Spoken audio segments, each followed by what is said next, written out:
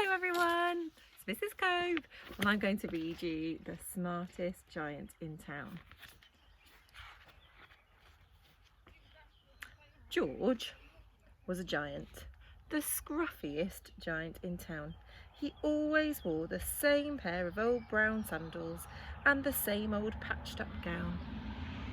I wish I wasn't the scruffiest giant in town, he said sadly. But one day, George noticed a new shop. It was full of smart clothes.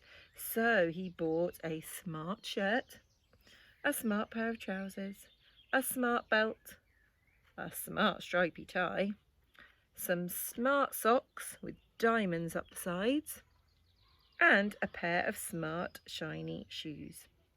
Now I am the smartest giant in town, he said proudly. George left his old clothes behind in the shop. He was about to go home when he heard a sound. On the pavement stood a giraffe who was sniffling badly. "What's the matter?" asked George. Hello, have you come to join the story? "It's my neck," said the giraffe. "It's so very long and so very cold. I wish I had a long warm scarf." "Cheer up," said George, and he took off his stripy tie. "It didn't match my socks anyway," he said, as he wound it round and round the giraffe's neck. Sorry. It made a wonderful scarf.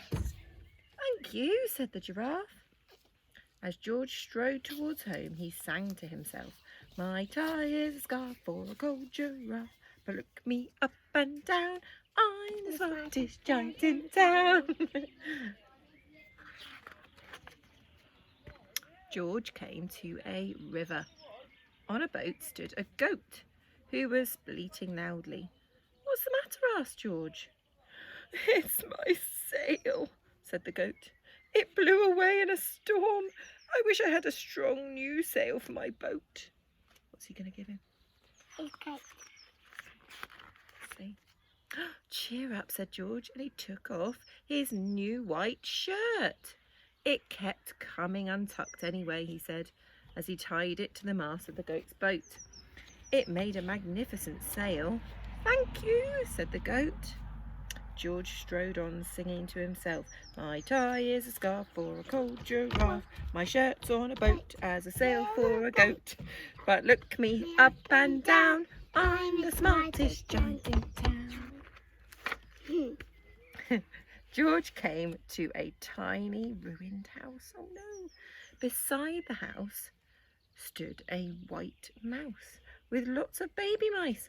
They were all squeaking. "What's the matter?" said George. "It's our house," squeaked the mother mouse. Are you joining in? "It burned down and now we have nowhere to live." Oh, those poor mice. "I wish we had a nice new house."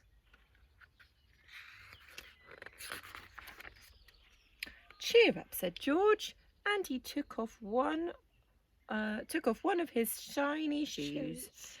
"It was giving me blisters anyway," he said, as the mouse and her babies scrambled inside.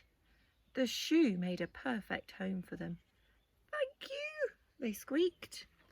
George had to hop along the road now, but he didn't mind. As he hopped, he sang to himself, "My tie is a scarf for a cold giraffe, my shirt's on a boat as a sail for a goat, my shoe is a house for a little white mouse, but look me up and down, I'm the smartest giant in town." George came to a campsite. You're in the way there, Barnaby. Right, here we go. Beside a tent stood a fox who was crying. "What's the matter?" asked George. "It's my sleeping bag," said the fox. "It dropped in a puddle. I wish I had a warm, dry sleeping bag." "Cheer up," said George, and he took off one of his socks with diamonds up the sides. It was tickling my toes anyway, he said, as the fox snuggled into it. It made a very fine sleeping bag. Thank you, said the fox. George hopped on, singing to himself. My tie is a scarf for a cold giraffe. My shirt's on a boat as a sail for a goat. My shoe is a house for a little white mouse. One of my socks is a bed for a... For a what? A fox. But look me up and down, I'm the smartest giant in town. George came to a big squelchy bog. Beside the bog stood a dog who was howling. What's the matter? Asked George. It's this bog, said the dog. I need to get across, but I keep getting stuck in the mud. I wish there was a safe, dry path. Look, it's fallen over. Uh-oh. Oh, cheer up, said George, and he took off his smart new belt. It was squashing my tummy anyway, he said, as he laid it down over the bog. It made an excellent path. Oh, thank you, said the dog. The wind started to blow, but George didn't mind. He hopped on, singing to himself. My tie is a scarf for a cold giraffe. My shirt's on a boat as a sail for a goat. My shoe is a house for a little white mouse.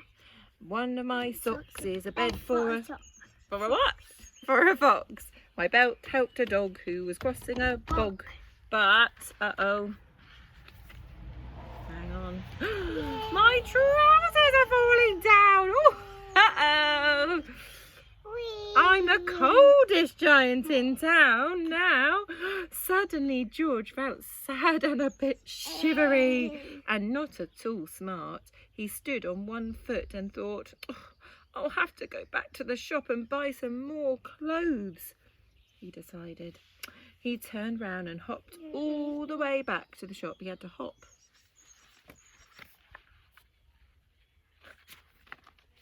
But when he got there, uh-oh, it was closed. Oh no, cried George. He sank down onto the doorstep and a tear ran down his nose. He felt as sad as all the animals he had met on his way home. Then, out of the corner of his eye, he saw a bag with something familiar poking out of the top. Where's the bag? Yeah, there. George took a closer look. My gown, he yelled. My dear old gown and sandals. George put them on. They felt wonderfully comfortable. I'm now the cosiest giant in town, he cried, and he danced back home along the road.